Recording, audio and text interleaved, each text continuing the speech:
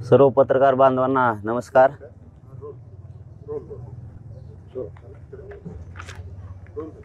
आज आपण यासाठी पत्रकार परिषद बोलवली की हे जे आंदोलन 4 ते 5 महिन्यापासून महाराष्ट्रभरात मराठा समाजाने उभा केलं, मराठा समाजाला जे 75 वर्षात 70 वर्षात जे मिळालं नाही ते या मराठा समाजाच्या एकजुटीमुळे आणि गोरगरीब मराठे एकत्र आले म्हणून हा मिळाला। कारण हा लढा गरजवंत मराठ्यांचा आहे, ज्यांना गरज नाही त्यांचा हा लढा नाहीच आहे। मुळात गोरगरिबांना या लढ्यातून खूप मिळालं, कारण जे 70 80 वर्षात 75 वर्षात जे मिळालं नाही ते मराठा समाजाला या आंदोलनातून मिळाले। हेच मी आज समाजाला सांगण्यासाठी पत्रकार परिषदेच्या माध्यमातून समाजासमोर आलोय की आपण कधी काही खोटं केलं नाही, करणार पण नाही, कधी चुकीचं पाऊल मायबाप मराठा समाजाचा अपमान व्हावा असा एकही उचललेला नाही, म्हणून आपण आज माध्यमाच्या समोर येऊन समाजाला सांगतोय। माझी महाराष्ट्रातल्या मराठा समाजाला विनंती आहे की काही जाणून बुजून हे जे पाठीमागं आंदोलन आपण मुंबईला जायचं होतं त्या अगोदरही ट्रॅप रचलेले होते, त्या अगोदरही एक 20-25 दिवस रचले होते, परंतु ते त्यांचे षडयंत्र यशस्वी झाले नाही। मग शेवटचा ट्रॅप मुंबईमध्ये करायचा का असा काय त्यांची शक्यता होती, तेही आपल्याला अगोदर माहीत झाल्यामुळे ते थंड पडले। पुन्हा काय कसं बदनाम करायचं, काय करायचं, मला कसं बाजूला या आंदोलनातून सारायचं, कारण हा मराठा आरक्षणाचा विषय कायमचा आता मार्गी काढतोय, काढला नाही पाहिजे। कारण त्याच्या जीवावरती काही जणांचं 10-20 जण आहेत, जास्त नाहीत त्या महाराष्ट्रभरात, ते सरकारची विरोधी पक्षांची सुपारी घेऊन कंटिन्यू बोलत राहतात आणि त्यांचं म्हणणं असतं कधी काळी काय मिळालं काय नाही मिळालं, समाजात काहीतरी गैरसमज पसरायचा। परंतु ही लढाई त्यांच्यासाठी नाहीच आहे, त्यांना नाही मिळालं पण माझ्या गोरगरीब करोडो मराठ्यांना खूप मिळालं। त्यांना पैसे पदं पाहिजे असतील म्हणजे हा सुद्धा हे पाठीमागचा जे सोशल मीडियावरचा विषय चालू आहे हा सुद्धा एक प्रकारचा ट्रॅपच आहे। कारण त्यांना कुठं मान सन्मान किंवा काही पैसे किंवा पदं पाहिजे असतील ते नाही मिळाले की ते कुठं गोरगरिबांच्या या लढ्यांच्या विरोधात बोलतात। कारण त्यांचे बोलणाऱ्यांची पार्श्वभूमी समजून घ्या, पाठीमागची आम्ही घेतली म्हणूनच आज प्रेस घेतली की याच्यात राजकीय आणि विरोधी दोघांचे पण हे लोक आहेत। यांना एकच विनंती आहे, याच्यामध्ये तुम्हाला सूट आहे, फक्त इथून पुढं तरी आपण आपल्या कार्यकर्त्यांना पक्षाच्या लोकांना दापा। कारण बहुतेक पक्षाच्या लोकांनी त्यांना बोलायचं सांगितलं आहे, तुम्हाला श्रेय घ्यायचं आहे, तुम्हाला श्रेय घ्यायचं तर घ्या, पण गोरगरिबांचं मराठ्यांचं खोटं बोलून वाटोळं करू नका। काही मिळालं नाही काय झालं नाही, यात भरपूर सत्ताधारी आणि पक्षातले विरोधी पक्षातले सुद्धा लोक आहेत की जे बोलत आहेत जाणून बुजून, कारण त्यांचे कुठंतरी कमीपणा होतोय असं दिसतंय, कुठंतरी त्यांना मान सन्मान किंवा काय मिळवायचं होतं ते मिळालं नाही असं दिसतंय म्हणून ते बोलत आहेत। परंतु तुमच्या मिळण्यासाठी माझ्या गोरगरीब मराठ्यांचं तुम्ही वाटोळं करू नका, म्हणून मी मराठा समाजासमोर या पत्रकार परिषदेच्या माध्यमातून आलोय। जर ते इथून पुढं गप नाही बसले तर मी त्यांच्या पक्षाच्या नेत्यासह आणि या पक्षाचा नेता यांना पुढं घालतोय आणि सोशल मीडियावरती चालवायला लावतोय। आज मात्र जर ते सावध झाले या 2-3 दिवसात तर बरं, नाही झालं तर हा माणूस कोण याचे आम्ही सगळे शोधत आणले, आमच्या लोकांना सुद्धा हे सोशल मीडियावर बोलणारे कोणाचे आहेत त्याचं नाव आणि त्याच्या पक्षाचं आणि त्याच्या नेत्यासुद्धा नाव घेऊन आम्ही जाहीर करणार आहेत की यांना ह्या ट्रॅपमध्ये म्हणजे आम्हाला या आंदोलनाला बदनाम करण्यासाठी गोरगरिबांचं आंदोलन मोडलं पाहिजे। याच्यात दोघं पण आहेत, सत्ताधाऱ्यांचे पण आहेत आणि विरोधांचे पण लोक आहेत, त्यांनी थांबावं, नसता या 2-4 दिवसात पुन्हा मग आम्ही नावं डिक्लेअर करणार आहेत त्यांचे। यासाठी मी समाजाच्या समोर आलोय की मी इतका चिकाटीनं मी माझे पाठ नाही थोपटत पण इतक्या चिकाटीनं 24 घंटे रात पाठ एक करून गोरगरिबांसाठी काम करतोय आणि यांची इच्छा आहे की मी आंदोलनातून हटलो पाहिजे किंवा बाजूला निघलो पाहिजे। माझा करोडो मराठा म्हणत नाही तोपर्यंत मी हटत नाही, कारण माझा काही स्वार्थच नाही, इथं माझ्या गोरगरीब मराठ्यांचा स्वार्थ आहे, मराठ्यांच्या पोरात स्वार्थ आहे, म्हणून ही लढाई सुरू आहे। यांच्या पोटात खूप दुखायला लागले श्रेयासाठी, कारण 70 वर्ष जे झालं नाही ते झालंय। काही पक्षांना सुद्धा असं वाटतंय की 70 वर्ष झालं नाही ते आता होत आले, मग आता हे श्रेयासाठी बी ते विनाकारण काही पक्षांचे लोक मध्ये घुसवायला लागले, ते कार्यकर्ते घुसवायला लागले। विरोधी पक्षांनाही तेच वाटतंय काही की तेही आडवे घालते, त्यांना काय मिळालं। काही मराठा समाजाचे काही खूप जळणारे काही नेते आहेत, त्यांनाही वाटतं आपल्याला काय मिळालं नाही, म्हणजे समाजाचंच काम करणारे काही 10-15 जण आहेत, त्यांनाही वाटतं आपण इतके दिवस लढलो काहीच मिळालं नाही, तुम्हाला मिळालं नाही त्याला आम्ही काय करावं। त्याला आम्ही काय करावं? तुम्ही मिळू द्यायला पाहिजे होतं समाजाला. मग त्यांना असं वाटतं हा विषय संपवायला लागला आरक्षणाचा, मग आपल्याला काय राहणार आहे खाली? आपलं तर याच्यावरच दुकान चालतंय, सगळे यांचे दुकानं बंद झालीत. म्हणून माझ्या मराठा समाजाला मी सांगण्यासाठी आलो आहे की यांच्या ट्रॅपला मी घाबरत नाही, मोजीत बी नाही. यांचं षड्यंत्र असू नाही तर फिडेंद्र असू, फक्त समाजासमोर काय मिळालं ते सांगायसाठी मी आलो आहे. आत्तापर्यंत मायबाप मराठ्यांनो 57 लाख अनुदी ह्या आंदोलनामुळे मराठ्यांच्या गोरगरिबांच्या एकजुटीमुळे मिळाल्या. हे अंतिम सत्य हे 75 वर्षात झालं नाही, ते जवळपास 57 लाख, म्हणजे आता 60 लाखापर्यंत हे आकडा गेला असून 60 लाख गोरगरीब मराठ्यांचं कल्याण झालेलं आहे. हे 75 वर्षात का नाही झालं? मग काही विरोधी पक्षांचे बी सोशल मीडियामध्ये काही पुट्टे लिहित आहेत, त्यांचे काही सत्ताधाऱ्यांचे पण लिहित. अरे तुझ्या नेत्यानं तुझ्या पक्षानं का नाही केलं मग 75 वर्षात? हे आताचे सत्ताधारी आहेत. आता यांचं कोणाचं श्रेय घेण्यासाठी चाललंय तर सत्ताधाऱ्यातलेच काही लोकसुद्धा सोशल मीडियावरती उतरलेत. मग तुम्ही काय उपकार नाही केला? आता जे दिलं ते पण माझा मराठा समाज करोडोच्या संख्येनं लढलाय तेव्हा तुम्ही दिले. हे मराठ्यांचं श्रेय राहणार आहे पूर्ण, तुम्हाला कोणालाही मिळणार नाही. तुम्ही किती सोशल मीडियावर लिहिलं तरी. 39 लाख, दुसरा मुद्दा, 39 लाख मराठ्यांना आतापर्यंत प्रमाणपत्र मिळाले. या आंदोलनाचं यश नाही का? कोण सोशल मीडियावर लिहितोय तो भांगार, हे यश नाही का? 39 लाख लोकांचं कल्याण झालंय. हे आंदोलनाचं यश नाही, काय नाही मिळालं म्हणतात. तुला काय मिळायला पाहिजे? पैसे, पद. तुझ्यासाठी आंदोलनच नाही आहे. हे गोरगरीब मराठ्यांच्या लेकरांसाठी आंदोलन आहे. ते मोठे झालेत, त्यांना खूप मिळालं गोरगरिबांना. हे सांगण्यासाठी पुन्हा मी याच्यावरती आलोय. 2000 आणि 2001चा कायदा हे ओबीसी आरक्षणासाठी झालेला आहे. तिसरा मुद्दा सांगतोय, त्या कायद्यात जर एखादी व्याख्या घालायची असेल तर तो कायदा दुरुस्त करावा लागतो. 2001चा कायदा ही ओबीसींना आरक्षण देतोय. मग 2001च्या कायद्यानुसार 2006, 2004, 2008, 2014चे कायदे, 2012चे कायदे तयार झाले. 2001च्या कायद्यानुसारच नवीन शासन निर्णय जर घ्यायचा असला तर नवीन काय असेल तर शासन निर्णय घ्यायला लागतो. सगळ्या सोयऱ्यांना शासन निर्णय घेतला असता तर ते उडालं असतं. मग मराठ्यांना ओबीसीत आरक्षण द्यायचंय, हे खास करून मराठा बांधवांना सांगतोय. ओबीसीत आरक्षण द्यायचंय. मराठ्यांच्या कुणबी म्हणून नोंदी सापडल्यात तर दुरुस्ती 2001च्या कायद्यातच व्हायला पाहिजे, तरच ते चॅलेंज होत नाही किंवा ते उडणार नाही. आणि आपलं चॅलेंज झालं तर ओबीसीचं सगळंच आरक्षण उडतंय मग, कारण आपण सुद्धा ओबीसी आरक्षणात येत कुणबी म्हणून. आपलं जर उडणार असलं तर त्यांचं सुद्धा 2001च्या कायद्यानुसार, 1967च्या कायद्यानुसार, 1990च्या कायद्यानुसार, मंडल कमिशननुसार सगळं उडतंय मग त्यांचं सुद्धा. त्यांचंही काय राहत नाही. म्हणून त्या दिवशी मुंबईला गेल्याच्या नंतर आपण इथूनच सांगितलं होतं की 54 लाख नोंदी सापडल्या, त्या प्रमाणपत्र द्या, त्यांच्या परिवाराला द्या. तर माझी मराठा बांधवांना विनंती आहे, 54 लाखांना प्रमाणपत्र त्यांनी वाटप करत आणले जवळपास. पण 54 लाख ज्या नोंदी सापडल्यात, ही 5वा मुद्दा सांगतोय, 54 लाख नोंदी सापडल्यात.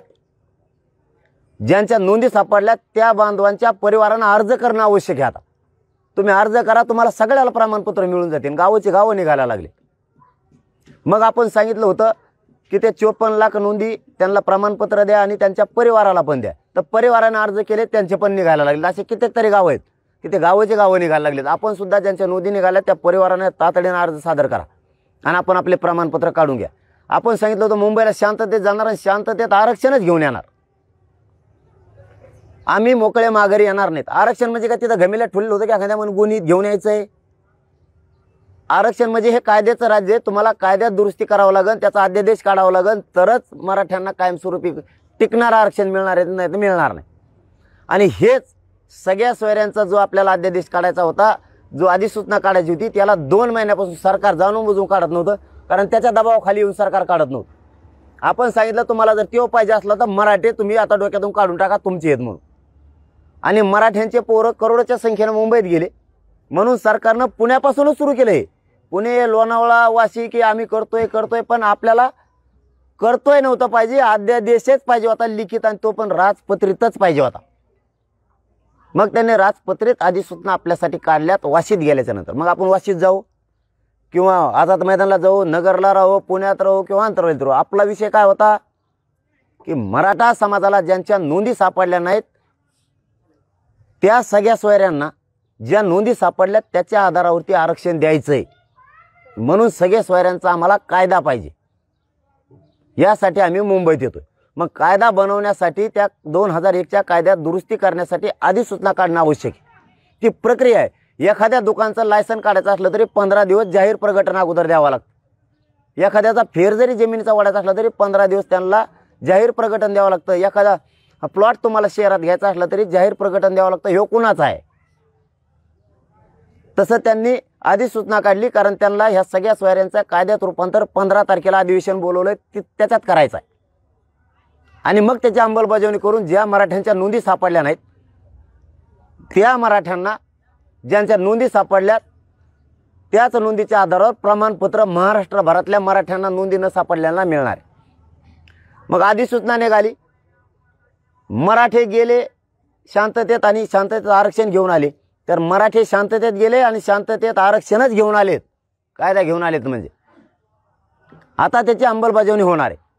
आता त्याचं कायद्यात रूपांतर 15 तारखेला होऊन त्याचं 15 तारखेला त्यानंतर त्याची अंमलबजावणी होणार आहे. म्हणजे नोंदी नसलेल्या मराठ्यांना नोंदी ज्यांच्या मिळाल्या त्याच्या आधारावर त्याच्या सोयऱ्यांना कुणबी जात प्रमाणपत्र मिळणार महाराष्ट्रभर. हे गोरगरीब मराठ्यांना मिळाले. मराठ्यांनी 75 वर्षात जो कायदा बनला नाही तो कायदा बनवला. हे येस नाही का आंदोलनाचं?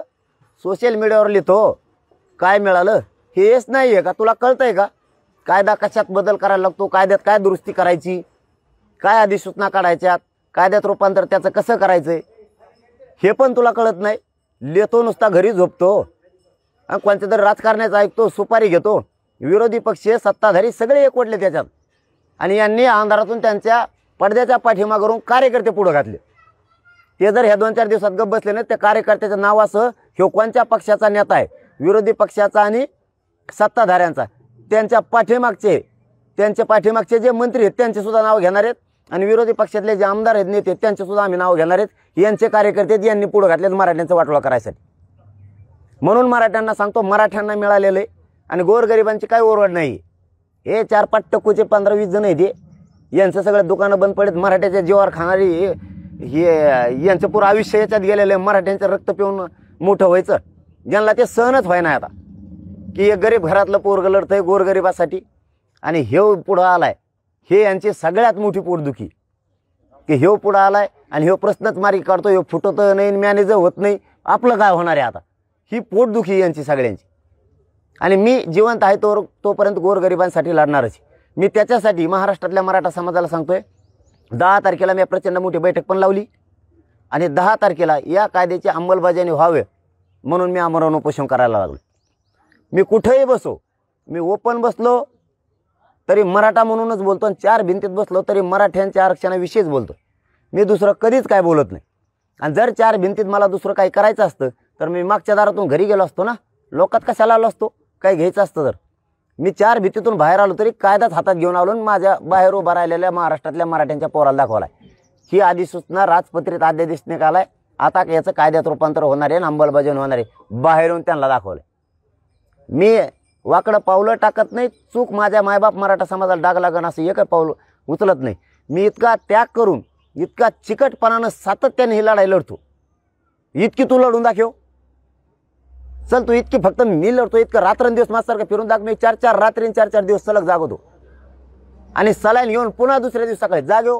तुला व्हॉट्सअप फेसबुकवर लिहायला काय होतं माकडा, तुझं पोट भरलं, तू लोकांच्या जीवावर खाणारा माझ्या गोरगरिबांचा का वाटोळा करतोय. माझे इतकं तुला 5 महिने झाले या जागेवर बसून, मी 5 महिने नसताय पत्रकारांनी माझं वाजविलं असतं, एक बी पाऊल माझं चुकीचं पडलं असतं तरी ते माझ्या नजरासमोर आहे. तिथं पत्रकार बांधव सुद्धा, मी सुद्धा हालत सुद्धा नाही जागेवर. तुला होतंय काय नेमकं, तू एकदा मिळू दे, तुझा सुद्धा हिशोब पुरा करणार आहे. त्याचा आरक्षण मिळू दे, तुला सुद्धा हिशोब पुरा होणार आहे तुझा. तू आज लिहितो, तुला गोड लागतंय. इथं किती अंगावर घ्यावं लागतात आम्हाला माहिती, किती दुश्मन अंगावर घ्यायला लागतात कोणाकोणाचे, तुला बोलून काय होत नाही. इथं आज तुम्हाला सांगतो, 6वा मुद्दा सांगतो तुम्हाला, गावाची गाव कुणबीचे निघायला लागलेत मराठ्यांचे. हे यश नाही का आंदोलनाचं, त्या गोरगरीब मराठ्यांचं यश नाही काही. त्यामुळे तुम्ही शांत राहा, गोरगरिबांचं वाटोळं करायच्या मागं लागू नका. गोरगरिबांचं कल्याण होतंय. त्यासाठी मी 10 फेब्रुवारीला जर 4 भिंतीच्या आत बोलून काय बोललो असतो तर सरकारच्याच पुढं केलं असतं मग. मी 10 तारखेला मी कठोर आमरण उपोषण पुन्हा पुकारलंय, कारण मला माहिती आहे माझं शरीर साथ देत नाही. ह्या आंदोलनात काय होईन सुद्धा मला माहीत नाही. म्हणून मी शेवटचं छत्रपतींचं सुद्धा दर्शन रायगडवरून घेऊन आलोय. तुला काय अक्कल आहे का बोलताना, तुला सोपं जात आहे. इथं बसून बघ फक्त. जर तिथं चार भिंतीत काही बोललो तर आम्ही असं जर तुला वाटतंय तू दाखसिद्ध करून त्या दिवशी मी तू म्हणशील ते करतो. तुम्हाला आत्महत्या करता आत्महत्या करतो. काही बोलतो उगा अक्कल नसल्यासारखी काल मला सोशल मीडियावर तुला बोलताय ना, पत्रकार परिषदेत तुला मला लय बोलताय ना, काय बोलता तुम्हाला अक्कल सुद्धा पाहिजे थोडीफार. अभ्यासक म्हणून मिरून घ्यायला लागले काही काही स्वतःला समाजाचे नेते म्हणून मिरून घ्यायला कुंकडं बोलायला लागला. स्वतःच्या जातीचे असून इतरांचं सोडून द्या, ते बोलणारे त्यांच्याकडून अपेक्षा करायची गरज बी नाही, पण तुम्ही स्वतःच्या जातीचे आहेत. हां, तुम्ही एक काम करा ना, तुम्ही त्याच्या दुरुस्ती काय करायची सांगा, तुमची काय व्याख्या सांगा, तुम्हाला अभ्यास आहे तो कायदा किती मजबूत होईल यासाठी करा. ते सोशल मीडियावर लिहितो लय शहाणा समजतो स्वतःला. मराठ्यांचा आहे, तू इकडे येऊन सांग 10 तारखेला ये, तुम्हाला आव्हान आहे सगळ्या अभ्यासकांना. बाकीचे तर बिचारे तिकडे महाराष्ट्रातले ते मजबूत बाजू मांडणार आहे त्यांच्यात काय दुमत नाही, ते मजबूत बाजू मांडणार आहेत त्यांची. आणि ते कायदा बनण्यासाठी त्यांची व्याख्याही देणार आहेत. आणि मजबूत कायद्यासाठी कोणाकोणाचं काय दुखतंय ना, त्यांनी इथे येऊन सांगा. तुमच्या समोर आज जाहीर आवाहन करतो मी, ज्या कोणाकोणाचं दुखत आहे त्यांनी इथं अंतरवाली लिहा, तुमचं लेखी सांगा मला काय काय करायचंय आणि असा कायदा बनला पाहिजे असं मला सांगा.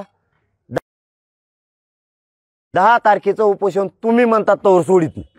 तुम्ही म्हणतात ना सरकारचं ऐकलं नामकं केलं, जे कोण सोशल मीडियावर येतात ना ते अंतरवालीत येऊन बसा 10 तारखेला. तुम्हाला पाहिजे तसा कायदा बनवायचा नाही. महाराष्ट्रातल्या मराठ्यांच्या समोर सांगतो, आता फिरून बोलायचं नाही. त्या सोशल मीडियावर त्या भंगार चाळे त्याच्यावर करायचं नाही. तुम्ही 10 तारखेला मी उपोषणाला बसतोय, इथं या. तुम्हाला कसा कायदा पाहिजे तो बनूस तर मी उपोषण सोडत नाही. तुमच्यासाठी मरायला तयार आहे, आता जातीसाठी होतं, आता तुमच्यासाठी तयार आहे. इथं या आणि तुमच्या व्याख्या सांगा काय काय सरकारला घ्यायला लावतो. कशाला लिहून आपल्या समाजाचं 70-80 वर्षाच्या नंतर मराठा समाज एकत्र आलाय, कशाला नाटकं करता रे, कशाला फूट पाडता मराठ्यात. किमान तेवढा तरी स्वाभिमान ठेवा. तुम्हाला 7वा मुद्दा सांगतो, आता पिढ्यानं पार मराठा समाज एकत्र येत नव्हता. या आंदोलनाचे यश नाही, मराठी माझे एकत्र आले. 1-2 दिवस मागं पुढं होऊन आरक्षण जात एकत्र आली याचा तरी आनंद ठेवा. तुम्हाला पहिल्यापासून चाळेच येते. जात एकत्र आली की कुठेतरी तुम्हाला चूक शोधायची. चांगलं नाही शोधता आलं का, काय मिळालं याच्यातून हे नाही शोधता आलं का, एखादी चूक आहे ती शोधता आली. तुम्हाला महाराष्ट्रात सर्वे झाला, मागासवर्ग आयोगानं मराठा समाज आरक्षणात यावा, ज्यांना हे आरक्षण घ्यायचं नाही त्यांच्यासाठी आवाज सुद्धा सादर केला.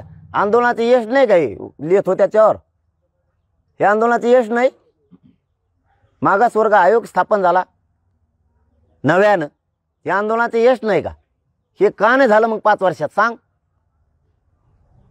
मागासवर्ग आयोग स्थापन झाला, त्या आयोगानं अहवाल सुद्धा बनवला, सरकारला दिला सुद्धा.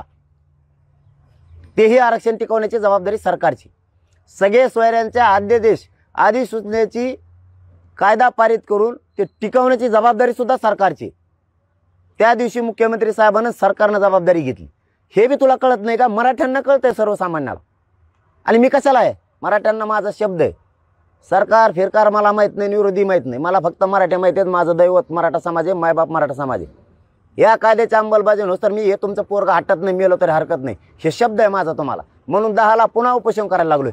ह्या उपोषणात मला काय होईल मलाच माहीत नाही, कारण माझं शरीर पाठीमागच्या उपोषणामुळे साथ देत नाही. याच्यात काय होईल मलाच माहीत नाही, तरी मी हटत नाही. कारण मला मराठ्यांच्या गोरगरिबांच्या पोरावर आरक्षण देऊन त्यांच्या चेहऱ्यावर हसू बघायचे. आणि यांना नेमकं ते सहन व्हायना.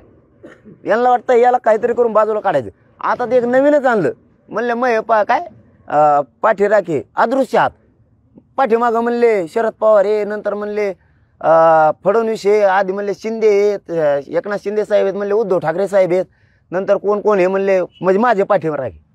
त्यांनी सगळं चाफून बघितलं, कुणीच नाही, कारण मी कोणाला ऐकतच नाही, मी माझ्या फक्त समाजाचं ऐकतो.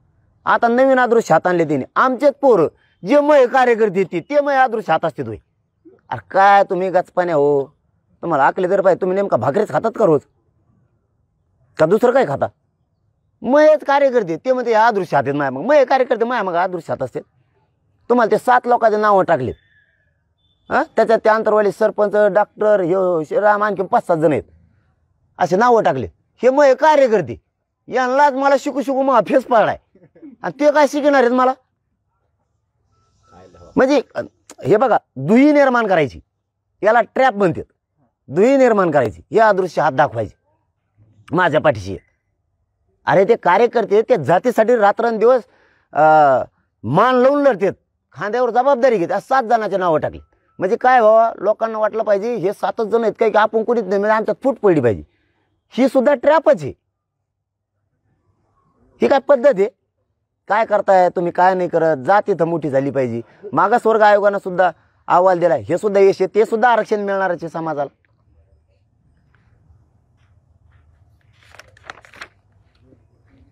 शिंदे समिती गठीत होत नव्हती कुणबी प्रमाणपत्र सापडण्यासाठी. 75 वर्षात का नाही केलं? कोणत्या ह्या मागच्या काही विरोधीचं पोट दुखत आहे, काही सत्ताधाऱ्यांचं पोट दुखत आहे श्रेयासाठी, यांचं दुखत आहे यांच्यात मिळायला लागलं म्हणून. म्हणजे ह्या काळात विरोधीचं दुखा लागलं, यांच्या काळात मिळायला लागलं म्हणून. आता सरकारमध्ये दुखत आहे मला श्रेय मिळाना म्हणून. बघा आता यांचा कार्यक्रम. पण मराठा समाजाने एक लक्षात घ्या, ह्या आंदोलनामुळे आपल्याला खूप मिळाले, त्यांची काडी लागून द्या दोघांची तिकडं. आपल्या लेकराचं कल्याण झालं. समितीनं गठीत होत नव्हती, समिती गठीत केली. समितीने 57 लाख नोंदी सापडल्या. तुम्हाला नवा मुद्दा सांगतोय. गठीत झाली, तिने 57 लाख सापडलेत. किमान हे आकडा अंदाजे 1.25 करोडच्या पुढे गेला सर आता परिवाराच्या सह. मग एवढे मिळालेत समितीमुळं. समिती रात्रंदिवस काम करते. या आंदोलनाचं यश नाही का? दावा मुद्दा समिती वाढू देत नव्हती. मुदत वाढ वाढून घेतली का नाही आपण? पुन्हा समिती मराठवाड्यात आणि महाराष्ट्रात काम करायला लागली. तुम्हाला 11वा मुद्दा सांगतो. मराठवाड्यात कमी नोंदी सापडल्यात म्हणून सरकारनं हैदराबादचं गॅजेट घ्यायचं ठरवलंय शिंदे समितीकडे देऊन. 1884 जनगणना घ्यायची ठरवली. 1902चे दस्तावेज सगळे घ्यायचे ठरवलेत. त्र्यंबकेश्वरचे सगळे पुरावे घ्यायचे ठरवलेत. राक्षस भवनचे भाट, राजस्थानी भाटचे. हे का झालं नाही मग 75 वर्षात?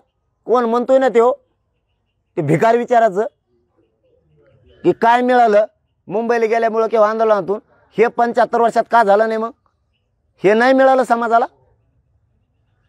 तुम्हाला पोट दुखायला याच्यासाठी लागलंय. मायबाप मराठ्यांना तुम्हाला सांगतो यांचं पोट दुखायला लागलं. आपल्या गोरगरिबांना मिळालंय आणि हे यांना सहन व्हायला. कारण आपले पोर आता यांच्या पुढं जाणार आहेत. मी हे तुम्हाला महत्त्वाचं सांगतोय. आपले लेकरं शिकून मोठे होऊन यांच्या पुढं जाणार आहेत, अधिकारी होणार आहेत. म्हणून यांचं पोट दुखायला लागले. कारण हे जरा वरच्या पट्टीतले, यांना खालच्या पट्टीत यायची सवय नाही. म्हणजे गरिबांच्या पोरांच्या हाताखाली बोलायचं किंवा तो हाताखाली राहायला पाहिजे गरिबाचा कवावी, याच्या तिथंच झेंडे घेऊन पळायला, याचे पॉम्पलेट चिटकायला. आता तो राहणार नाही, तो आता मोठा होणार आहे. ही सगळ्यात मोठी पोटदुखी. म्हणून मला बाजूला सारायचं यांना. इतके खालच्या विचाराचे मी खूप असे लोक पहिल्यांदाच बघितले. इतरांचं सोडून द्या, त्यांची अपेक्षाच नाही करायची. त्याला करून काय मी पुरून उरायला खंबीर आहे त्यांना. पण तुम्ही आपले आहेत ना, तुम्ही येऊन बोला ना. नसन मान तुम्हाला दिला तर ती दमन मान ना. तो समिती समोर काय मांडायचं तुला? तिथं तुला 15 तारखेपर्यंत वेळ दिला ना त्यांनी, तिथं मांड. तुला तिथं नस मांडायची दमांड. मी तुला समोर मंत्र्यांना फोन लावून त्यांना तुझं बनणं घ्यायला लावतो. लांबून बोलू नको. 10 तारखेला या, कोणाकोणाला यायची ती. मी तुमचं सगळ्यांचं म्हणणं ऐकतोय, सगळ्यांचं ऐकलेलं आहे. तुमचं एखाद बार टीव्हीला पेपरला नाव येणार म्हणून तुम्ही त्या सोशल मीडियावर थैथयाट करायला लागलात का? आणि गोरगरिबांचं वाटोळं करायला लागलात पोराचं. इथं मायबाप मराठ्यांनो आपले लेकरं मोठे व्हायला लागलेत, हे यांना सहन व्हायला. कारण यांना वाटतं यांच्या हाताने व्हावं, त्यांच्या हाताने. आम्ही म्हणलो तुमच्या हाताने होऊ नये. तुम्ही का झोपले होते कितके दिवस? मग तुम्ही लढला असताना 40-40 वर्ष, तुम्ही अभ्यास केला असताना 50-50 वर्ष, त्याला मी काय करू? कम नाही काही झालं मग तुम्हाला? तुम्ही आज्याच्या पुण्यावर जगायला बघता काय? मग आपल्या आज्यानं लय पुण्य केलं तर बाबा म्हणून आता मला मिळालं पाहिजे. तू प्रयत्न कर ना. कुठं आज्याच्या पुण्यावर तू मोठा होत असतो काय? तू प्रयत्न कर ना स्वतः. काय कायच असतं ते आम्ही मागं लय काम केलं तर बा मग आता आम्हाला पाहिजे. तू प्रयत्न कर. मी बी माझ्या बाकीच्या पुण्यावर नाही करत. एखादा जर कार्यक्रम पाठीमागं केला तर त्याच कार्यक्रमाच्या जीवावर आज नाही करीत. मी आज पुन्हा लढायला तयार होतो. मी मागच्या पुण्यावर नाही लढत. मी दैनंदिन जीवनात इथं रोजचा रोज त्याग करतो तेव्हा हे मिळतंय. तू मागचं सांगू, तू 20 वर्षापूर्वी केलेलं त्या पुण्यावर आज होत असतं का? आज बी तुला पुण्यच करावं लागेल तेव्हा मिळेल. तुला आजही लढावचं लागेल तेव्हा मिळेल. तू मागं एकदा कव्हा लढावा आता? कोणाच्या ध्यानात नाही राहिलं तेव्हा 70-80 वर्षापूर्वी कव्हा लढावा होता कोणाला माहिती? तू तुला 70 वर्षापूर्वी आता तू वय किती पाहिजे मग 140 तरी पाहिजे ना. तू आता हे 35 वर्षाचा काय बोलते तर काय नाही येडपाटावणी कुंकडे बी. तू रोज लढायला लागन तेव्हा मिळेल तुला. तू मागच्या पुण्यावर नाही मिळू शकत तुम्हाला. हे सुद्धा मराठ्यांच्या आंदोलनाचं यशच झाले. शिंदे समितीने काम केलेलं. देवदेवतांच्या सगळ्या संस्थांचे त्यांनी आता पुरावे घेतलेत. 33-34 ते घेत नव्हते. घेतलंय का नाही घेतलं हे 12वा मुद्दा आहे. कमून नाही घेतलं 75 वर्षात. ते फक्त पीक पाहणी अहवालात तपासायचे समिती. 14 नंबर तपासत नव्हते. जन्मदाखले घेत नव्हते. हे 4 घ्यायला लागलेत. हेच आंदोलनाच्या गोरगरिबांचं यश आहे. तुमचं नसन रे. तुम्हाला वाटतंय काय नाही मिळालं. तुम्हाला नाही मिळालं. तुम्हाला पैसे आणि पद पाहिजे होते. मी आहे तर तुम्हाला पैसे नाही पद नाही. तुमचं दुकान बंद. आणि आता तर तुम्हाला उघडच पाडणार आहे. तुमच्या मागच्या नेत्याला सुद्धा उघडं पाडणार आहे मी. आम्ही त्यांचे नावच शोधलेत. ह्यो कार्यकर्ता कोणाचा आहे आणि याला त्याचा नेता बोलायला लावतोय. तुम्हाला बी उद्या नेत्यांनाही सांगतो. तुम्हाला उद्या मराठ्याच्या दारात उभं राहायचे. तुम्ही आता कार्यकर्त्याला बोलायला लावता. तुमच्या बोलल्याला कार्यकर्त्याच्या प्रश्नाचं उत्तर माझा मराठा विचारणार आहे तुम्हाला. बघा विचारतोय का नाही. तुमचा कार्यकर्ता सोशल मीडियावर उलटा आंदोलनाच्या बद्दल का लिहित होता विचारणार आहेत तुम्हाला. नसता तुमचे कार्यकर्ते गप्प बसवा. तुम्हाला कुणाला श्रेय पाहिजे सत्ताधाऱ्याला म्हणून तुम्ही तुमचे लोक लिहायला पाठविलेत. विरोधकांना यांच्या हाताने मिळायला लागले म्हणून तुम्ही लिहायला लावायला लागला तुमच्या कार्यकर्त्यांना. तुमच्या कार्यकर्त्याला तुम्ही थांबवा.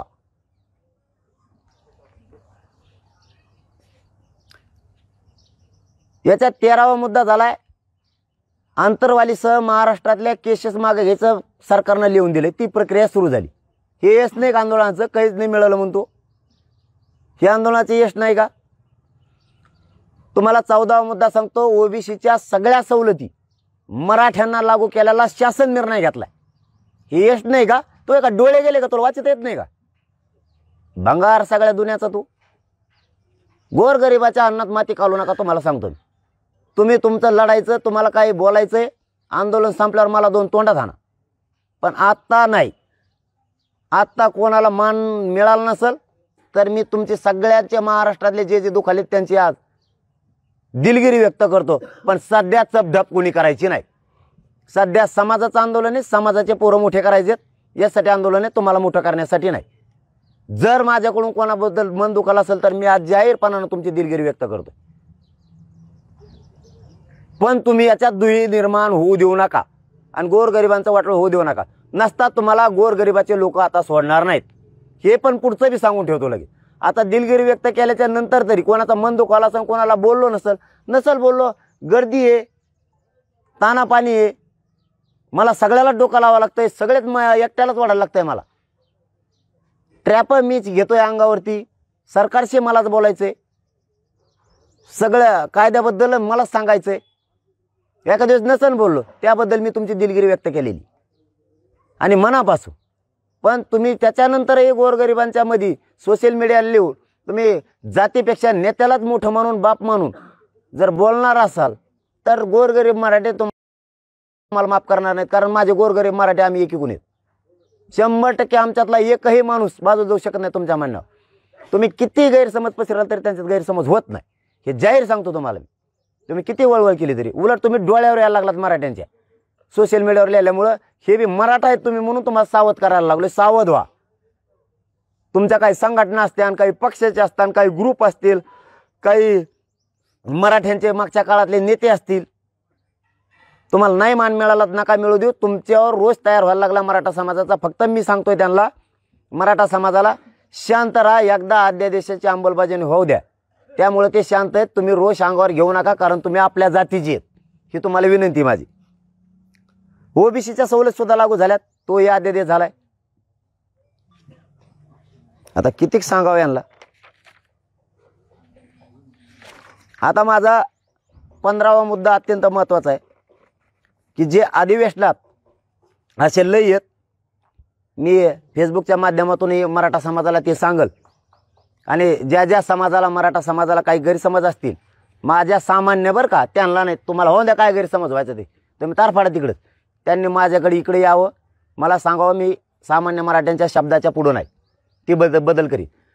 15वा मुद्दा अत्यंत महत्त्वाचा आहे. महाराष्ट्रातल्या मराठा समाजाच्या वतीनं तुम्ही रॅलीत नाही आले पण पुन्हा एकदा तुम्हाला शेवटची संधी मराठा समाजाच्या वतीनं 15 तारखेला जे अधिवेशन होणार आहे त्याच्यात सगळे सोयरे या कायद्यावरती जे मत घेतलं जाणार आहे त्यात मराठा समाजाच्या सगळ्या आमदारांना एका जीवानं तिथं सगळ्या सोयऱ्या कायद्यांच्या बाजूनं भूमिका मांडून तो कायदा पारित करून त्याची अंमलबजावणी करण्यासाठी सगळ्या आमदार बांधवांनी आवाज उठवावा ही हात जोडून तुम्हाला मराठा समाजाच्या वतीनं विनंती. कारण त्या दिवशी सगळा माझा गोरगरीब मराठा समाज टीव्या उघडून कोणचा आमदार अधिवेशनात आरक्षणाच्या बाजूनं आणि त्या अध्यादेशाच्या बाजूनं अधिसूचनेच्या बाजूनं सगळे सोयऱ्यांच्या बोलणारे बघणारे. तुम्ही रॅलीत काय कोणी केलं हे सगळ्यांना माहिती आहे, किती जण दिसले हे सुद्धा माहिती.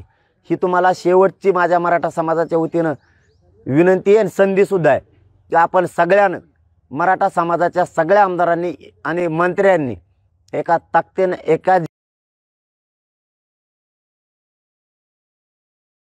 जीवानं हा कायदा पारित होण्यासाठी बोलावं ही सगळ्यांना विनंती. आणि मराठा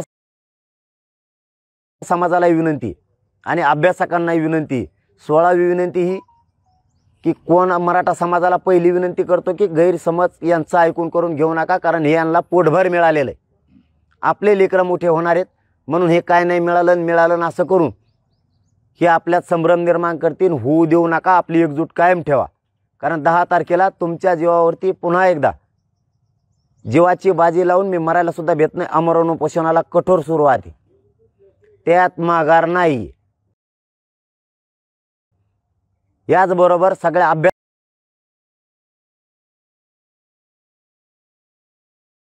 अभ्यासकांना माझी विनंती आहे महाराष्ट्रातल्या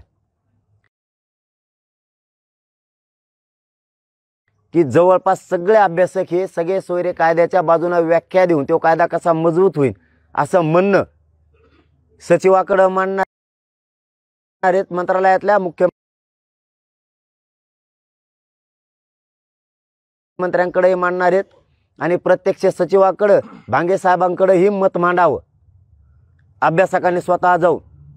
आणि जे कोणी अभ्यासक आहेत काही उलट सुलट लिहितात त्यांचं काय म्हणणं असेल तर त्यांनी मला इथं यावं, सांगावं, लेखी द्यावं तुमची व्याख्या.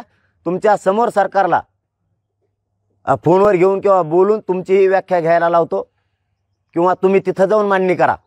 पण मराठा समाजाची एकजूट विनाकारण तुम्हाला डाग लागल कायमचा. मराठ्यांची एकजुटीत तुम्ही काड्या घातल्यावर तुमचं जीवन जगताना तुम्हाला डाग लागू देऊ नका की मी ही मराठ्यांची एकजूट झाली होती हिच्यात फूट पाडायला खूप प्रयत्न केले.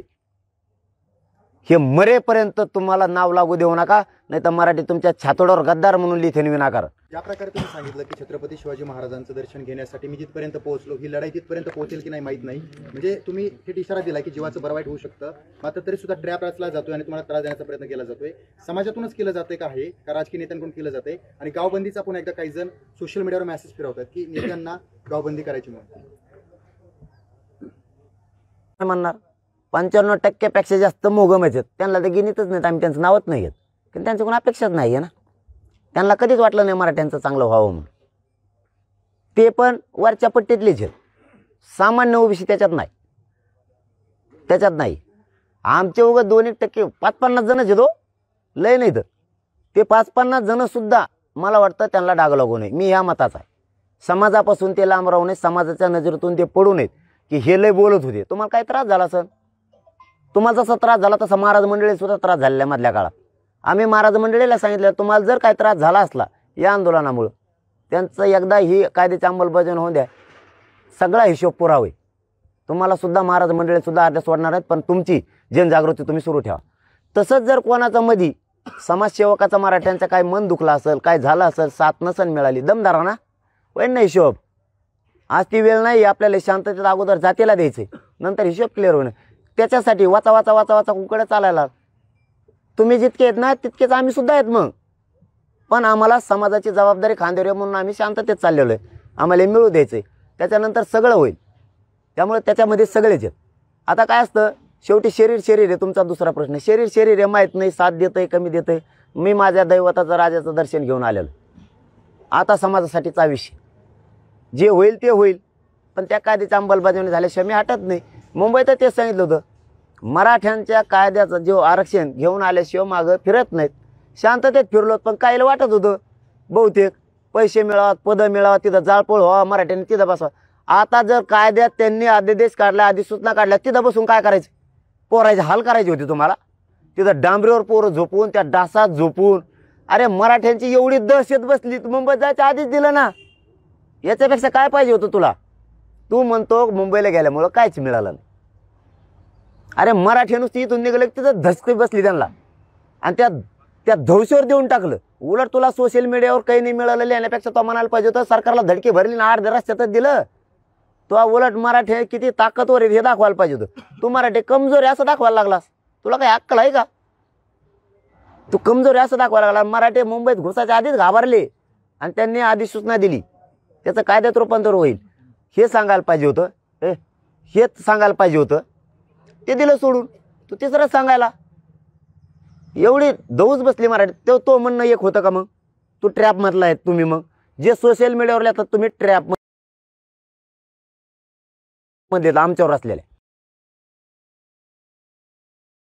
निघायच्या अगोदर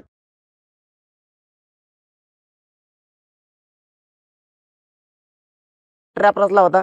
मला ट्रॅप रचणारे मंत्री आणि सत्ताधाऱ्यातले लोक माहीत झाले, म्हणून मी सांगितलं तुम्ही 2 दिवसात बंद करा, तुमचे नाव ओपन करेल. कारण त्यांच्या लक्षात आलं याला बी लोक सांगत आहेत.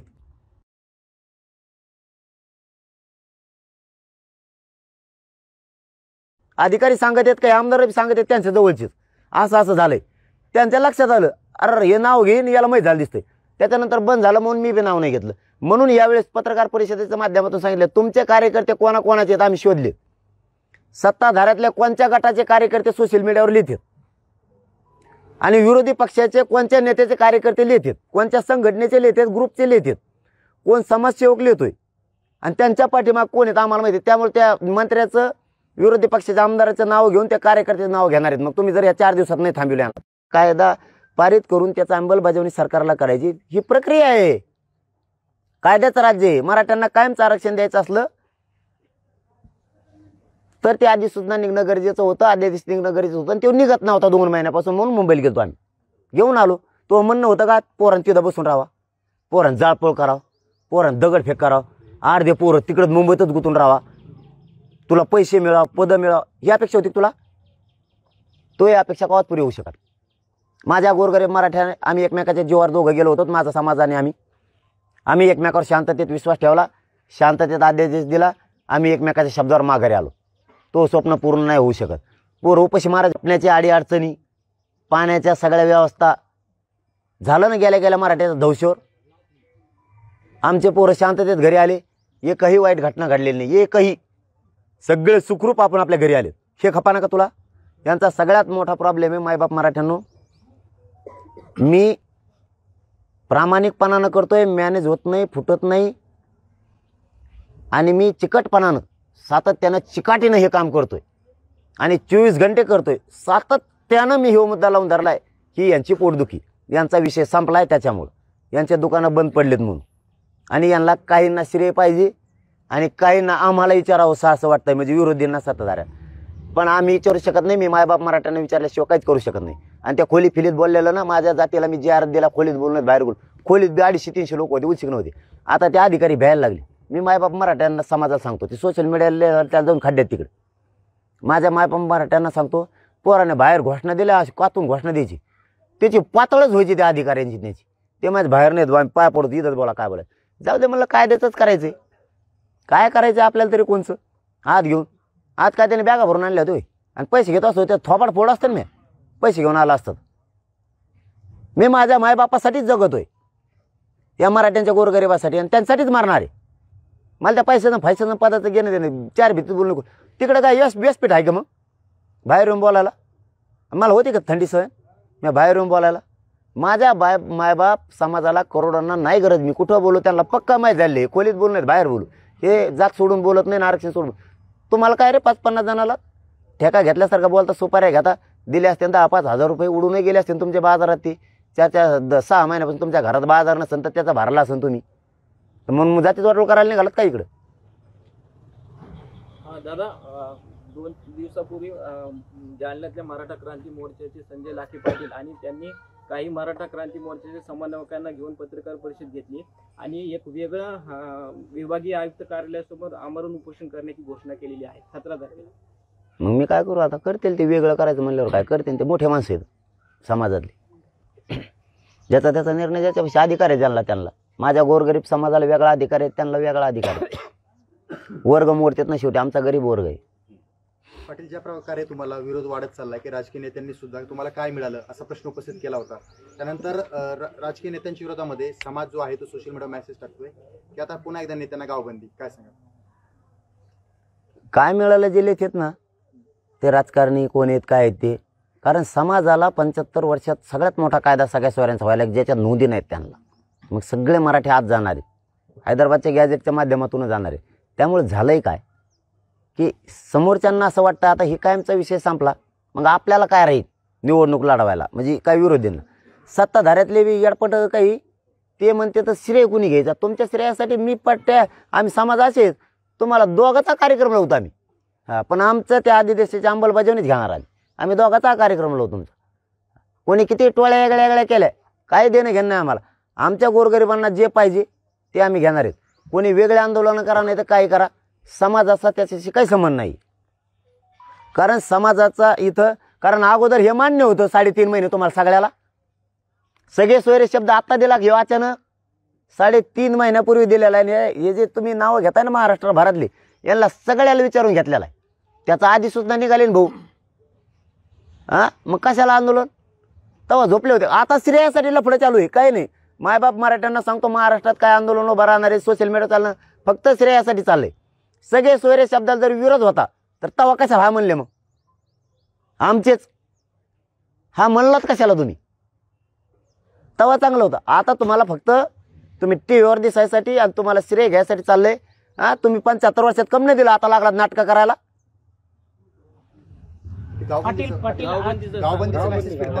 नाही ते मी बघितलं नाही, त्याच्यामुळे मी अधिकृत बोलू शकत नाही. आहे का नाही मग आता ते आता 10 तारखेला समाज ठरवलं काय, 10 तारखेला बैठक आहे. पाटील, आधी सूचनेच्या नंतर आज पहिल्यांदा मंत्रिमंडळाची बैठक होते. त्यातच छगन भुजबळ यांनी म्हटलं होतं की त्यांनी 16 तारखेला राजीनामा दिला, मात्र ते आज मंत्रिमंडळाच्या बैठकीत उपस्थित आहे आणि या बैठकीमध्ये अध्यादेशावर चर्चा होणार होऊ शकते. ती काय शान आहे का? मंत्रिमंडळाचा राजीनामा दिला आणि मंत्रिमंडळाला गेलं, त्याला कळतच नाही आपण काय केलं ते ना. आता मी खरंच डॉक्टर पाहिजे होतो, त्याच्या मेंदूर रोग झाला दिसतो.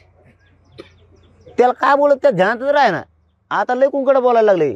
त्याचा सगळ्यात मोठा प्रॉब्लेम काय आहे, गोर गरीब मराठे हे ओबीसीत जात नव्हते, हे गेले.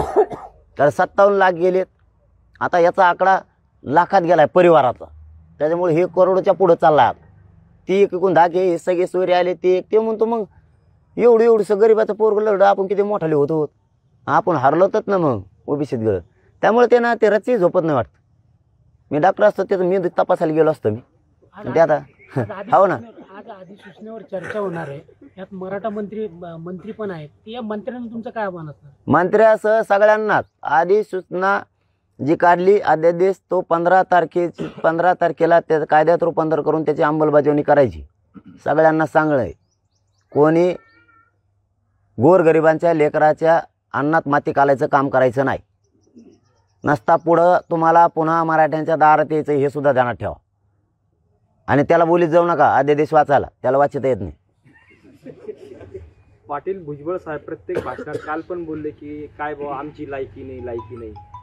मग तू तुपलं बघ मला आहे का नाही, आम्ही म्हणलो का तो आहे का नाही, तू तुपले ठरव आहे का नाही. तू मंत्रीच ते डाग आहे राव, ओबीसी बांधवाला डाग आहे. आता तर काल तर ते इतकं गदळ बोललं ते नावे बांधवाला म्हणला ते चप्प्याच करू नका म्हणे मराठ्याचे. काय हा आमच्याच भादरा म्हणे देऊ. आणि तो त्याचीच भादराला लागले सगळे नावे आता खपाखप. आणि ते मुंडलेल्या ब्लेडने सुरू केलं त्याचे भादरायला. आता ते नवीन ब्लेडने टाकलं, मुंडलेलं खरखर वाजलं पाहिजे. काय गोरगरिबाचं तुला काय बोलावं काय नाही. मी प्रामाणिक सांगतो आणि तुम्ही साक्षीदार आहेत मीडियाचे बांधव. मी ओबीसी बांधवांना ग्राउंड लेवलवरच्या एक शब्द आणखी नाही वाईट बोलणार, त्याला नाही सोडा आणि त्याला सोडणार बी नाही. कारण आम्ही शेवटी एकमेकात आम्हाला रोज राहायचं आहे. आम्ही एकमेकाच्या शेजारी येत, आम्ही सुखादुखात आम्ही एकत्र आहेत. तुला काय होतंय दिवस सगळ्याला नोकऱ्या नाही बांधव उद्याच्याला आम्ही आव्हान करतो जाऊ नाही बांधवाला सगळ्या. तुम्हाला जर प्रत्येक घरातल्या माणसाला नोकरी देत असला ना नका करू आमच्या घ्या त्याच्याकडून नोकऱ्या सगळ्या. आणि ते नाही दिला आणि त्याचं थुतारच त्या ठेवण्याखाली. अरे आपलं चांगलं चाललंय राव, कशाला आमच्या जाती तेढ निर्माण करतो. आमचं गोरगरिबांचं नायू बांधवांचं ओबीसी बांधवांचं मराठ्यांचं चांगलं आहे गाव लेवलवर. तू कशाला माणसं अंगावर घालतो एकामेकाच्या. तू काय देणार आहे त्यांना 10 रुपयाचा बाजार देणार आहे का एखाद बार घेऊन. मग चाललंय ना आमचं चांगलं, एकमेकाला साथ देतो, एकमेकाला उसने देतो, घेतो बाजाऱ्या देतो, जेवाऱ्या घेतो, ते आम्हाला मदत करतात आम्ही त्यांना करतो. चाललंय ना सगळं. लय इतकं खोडीच आहे ते एखाद बार त्याच्या प्रेशर इतकं डोक्यावर येऊन येऊन येऊन ते टुपकून वर जातं काकाने एखादीशी. सांगताना खाता संध्याकाळी कांदे नको आता. 15 तारखेला राज्य सरकार याच्या कायद्याची अंमलबजावणी करणार आहे असं तुम्ही म्हणताय. तर मग हे तुम्ही 15 तारखेपर्यंत का थांबत नाही, 10 तारखेलाच उपोषणाला का बसताय? मला कुठं म्हणलेत मी त्याच्यात 2-4 मुद्दे आहेत. कारण कायद्याची अंमलबजावणीची प्रक्रिया सुद्धा असते ती त्यांना 10 तारखेपासून सुरू करावं लागणार आहे. ती प्रक्रिया सुरू करावं लागणार आहे. केसेस आंतरवालीसह महाराष्ट्रातले घेण्याची प्रक्रिया सुरू करावी लागणार आहे. त्यांना शिंदे समितीकडं हैदराबादचा जे गॅजेट आहेत तिन्ही पण ते देण्याची प्रक्रिया सुरू करावी लागणार आहे. त्यांनी 10च्या अगोदर सुरू करतात का तिन्ही पण मग बघू. ह्या तीनही प्रक्रिया त्यांना सुरू कराव्या लागणार आहेत 10 तारखेला आत. ह्या प्रक्रिया तर सुरू करणार आहेत का बहुतेक त्याच्यावरच आज बैठक असू शकते. मला आमरण उपोषण करायचं म्हणजे माझ्या समाजाचं कल्याण करायचं आणि ते आमरण उपोषण सार्थक होते. इकडं प्रश्नाची प्रक्रिया सुरू झाली तर नसता मी बसणारच त्याच्यासाठी 10 तारखेला. तुमच्या उपोषणामुळे त्यांच्यावर दबाव येईल सरकार. दबाव ये काय दबाव येतो त्यांच्यावर. मग मला उपोषण सोडायलाच आले नाही 2 दिवस ते मागं सोडायचं म्हणून. मी माझ्या समाजासाठी करतोय. प्रक्रिया 10 तारखेपासून ती सुरू झाली पाहिजे. मग हैदराबादचं गॅजेट असेल, बॉम्बे गव्हर्नमेंटचं गॅजेट असेल, सातारा संस्थांचं गॅजेट असेल, सगळे सोयऱ्यांची कायदा पारित करण्याची प्रक्रिया असेल, केसेसची प्रक्रिया असेल, ही तुम्हाला 10 तारखेपासून सुरू करावी लागणार आहे. कारण कायद्यात रूपांतर करताना त्याची प्रक्रिया आधी सुरू करावी लागते. ते करणं गरजेचं आहे. मला विशेष त्यासाठी आणि ह्या गोरगरिबांच्या नोंदी मिळाल्या नाहीत त्यांना सगळे सोयऱ्याच्या माध्यमातून प्रमाणपत्र मिळावे. तर सगळा महाराष्ट्रातला मराठा समाज आरक्षणात जावं म्हणून ते उपोषणाची घोषणा करायला लागली. आणि 10 तारखेपासून ती प्रक्रिया सुरू झाली पाहिजे म्हणून. 15च्या नंतर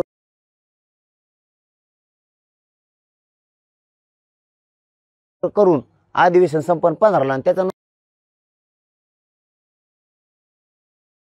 काय करू मग नाटक हे तिथून पुढं करणं म्हणजे महा नाटक आहे.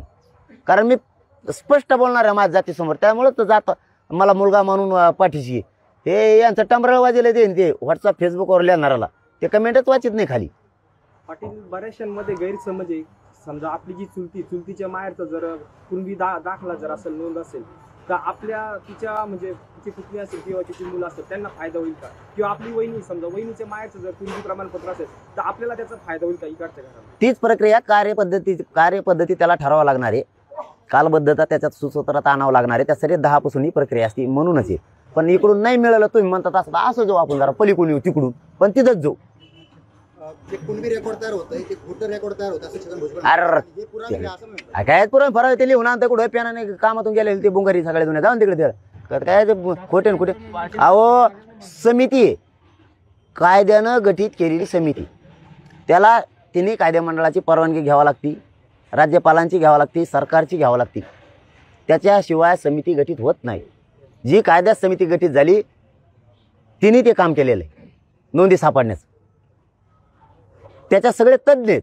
त्यात असं आहे का एखादा नेपाळून आणलाय त्याच्यात टाकेलाय त्याला भाषाच कळत नाही. त्याच्यात सगळे तज्ज्ञ आहेत. त्याची छाननी केली त्यांनी. ही का जे झालं जेलला आता कांदड खाऊन आलेलं मोठे काम धामाचं उगाच याला काय कळत आहे खोटी खरी नोंद. पाटील साहेब रायगडाच्या पायथ्याशी तुम्ही घोषणा केली होती आमरण उपोषणाची, त्यानंतर आता साधला गेलाय का उपोषण संदर्भात जो इशारा दिला आहे? सोबत आले होते, भेट झाली होती तेव्हा काय चर्चा झाली किंवा पुढचं नाही चर्चा नाही. मी त्या सगळे सोयऱ्यांच्या दुरुस्तीत पहिल्यांदा बी शब्द राहिला होता. मी पहिल्यांदा म्हणलो होतो हे नाही का दुरुस्तीला पळायचे तुमच्या समोरच, ते मी एक व्याख्या दिली की ते तिसरंच लिहायची त्याच्यात आणि म्हणायचं दुरुस्तीला पाडलेलं. अरे म्हणलं तुम्ही आणतच नाही काय दुरुस्ती फिरूच रे. तेच दुरुस्तीचं त्यावेळेस सांगितलं होतं, आता त्यांनी सांगितलं की ती दुरुस्ती पुन्हा घेतो. ते दुरुस्तीचा कागद दिला.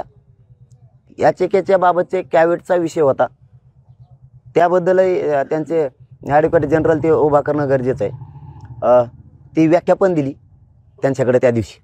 हैदराबाद गॅजेटच्या बद्दलची पुन्हा एकदा त्यांचं सांगितलं की तुम्हाला ते शिंदे समितीकडे देऊन त्याला शासकीय दर्जा देऊन ते तुम्हाला घ्यावं लागणार आहे. याबाबतच बोलणं, बाकी काहीच नाही. मराठा सोडून बोलणंच नाही बाबा. मग काय सांगा तुम्हाला. पाटील यापूर्वी तुम्ही नेत्यांचे नावं जाहीर कराल असं म्हटले होते. आजही तुम्ही गंभीर आरोप केलेले आहे, मात्र तुम्ही नावच जाहीर करत नाही. ते गप बसले ना हो. ते मुंबईला जाताना कोण कोण होते ते बोलले त्या आम्हाला ट्रॅपमध्ये कसे घुसणार होते, आमच्यात घुसणार होते, आम्हाला न बोलता मागच्या मागे जाणार होते आणि म्हणणार होते आम्हाला बोललेच नाही, आम्हाला रॅलीच बाहेर होय म्हणले. आणि मग ते नाराज दाखवायचं म्हणजे ट्रॅप होता आणि इकडे प्रेस घ्यायला लावायची, मराठ्यांच्या विरोधात रान उठवायचं. पण तो बी आला नाही आणि त्याच्या नेत्याला ओळखलं हे येडपट हे कापकून नाव घ्यायला बसले. त्यामुळे आणि आपलं खरं आहे आता बी शोध लागला आम्हाला. आम्ही गपकून बसलो मुंबईपर्यंत आत्तापर्यंत. ह्यो सोशल मीडियावर लिहिणारा कोण आहे, ह्यो कोणाचा कार्यकर्ता आहे, सत्ताधाऱ्यातला कसं काय आहे, ही गट आमच्या गटाचा कसं काय आहे, मग इकडचा कसं काय, कोणचं काय आहे ना. त्यांना आम्ही जाहीरपणानं सांगितलं की तुमची मळमळ कशात आम्हाला कळलं आहे. काहींना श्रेय घ्यायचं आहे, काहींना वाटतं मग आपल्या काळात काय राहिलं आपण कशावर करायचं, मग हे ढिल्लं ठेवायचं. म्हणून तुम्ही तुमच्या कार्यकर्त्यांना नीट सांगा. 2-4 दिवसात नाही 2-4 दिवसांना ओपन करणार आहे. कार्यकर्त्यासह तुमच्या त्या मंत्र्याचे, विरोधी पक्षाच्या आमदारांचे, हे लोक कोणाकोणाचे आहेत त्यांचे. तुम्ही मराठ्यांच्या विरोधात सरकारची सुपारी घेऊन कसं रान खोटा गैरसमज करायला लागलात. खरं तर मी आता माझ्या समाजाला सांगितलंय, तुम्ही खोटं काय पेरायला लागलात हे मात्र त्या नेत्यानं, त्या मंत्र्यानं कार्यकर्त्याला कशासाठी बोलायचं सांगितलं मराठ्यांच्या विरोधात हे मग सांगणार आहे. पाटील काही जिल्ह्यातले पण नेते येत आहेत. अरे मग मी आता ते सगळंच काढतो बिराडा. जन आप खेलच करेंगे आप, उनका बिन आपला बिन होऊन दे खेळ. तुम्ही इशारा दिल्यानंतर, उपोषणाच्या इशाऱ्यानंतर सरकारकडून काही तुम्हाला सांगितलं उपोषण करू नका किंवा आपण त्या प्रक्रिया सुरू आहे असं काही सांगण्यात आलंय का तुम्हाला? नाही संपर्क साधण्यात आलाय? नाही नेटवर्क जे आम्ही 10 तारखेपर्यंत रेंजच नाही इथं. रेंजच नाही. तुमचा दौरा कसा असणार आहे? मी दौरा सांगतो आता 1 मिनिटात, मग आपण थांबूयात. आता दौरा आहे का? हां, 6 फेब्रुवारीला आंतरवालीहून शिक्रापूर मार्गे आळंदीला मोठा कार्यक्रम आहे, चाकणला आहे.